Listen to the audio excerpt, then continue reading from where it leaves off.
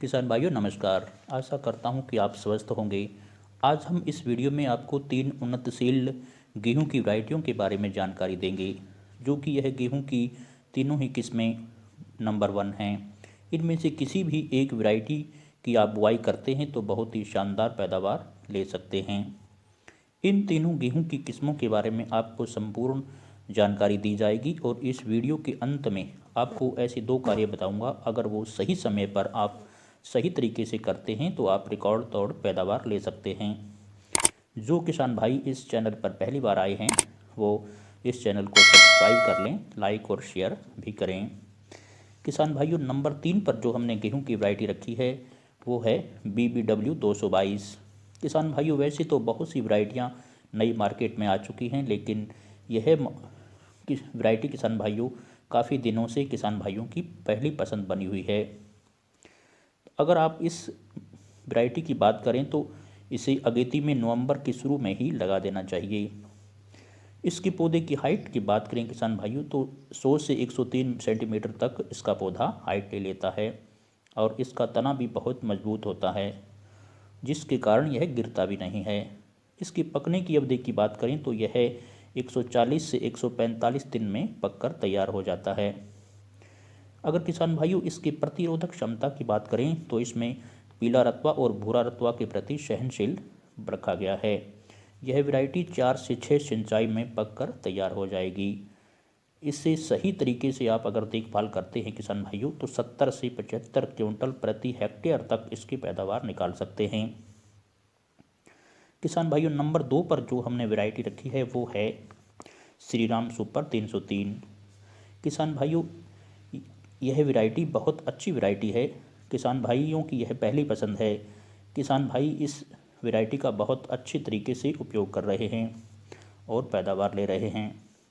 इसकी पकने की बात करें किसान भाइयों तो यह 140 से 145 दिन में पककर तैयार हो जाती है। इसकी पौधे की ऊंचाई की बात करें किसान भाइयों तो 90 से 95 सेंटीमीटर तक इस पौधे की हाइट हो जाती है और इसकी तना भी काफ़ी मजबूत रहता है, जिसके कारण कि यह गिरने की इसकी संभावना बहुत कम होती है। इसकी बुआई के समय किसान भाइयों इसके बीज की जो मात्रा है वो 40 से 45 किलोग्राम तक बीज की मात्रा की आवश्यकता पड़ती है।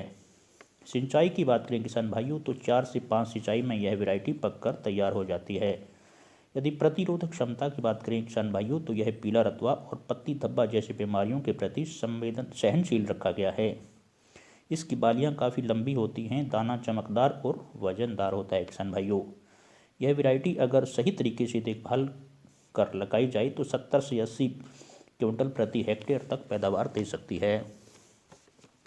नंबर 1 पर किसान भाइयों जो हमने वैरायटी रखी है वो है DBW 303। इस वैरायटी ने किसान भाइयों सभी रिकॉर्ड तोड़ दिए हैं।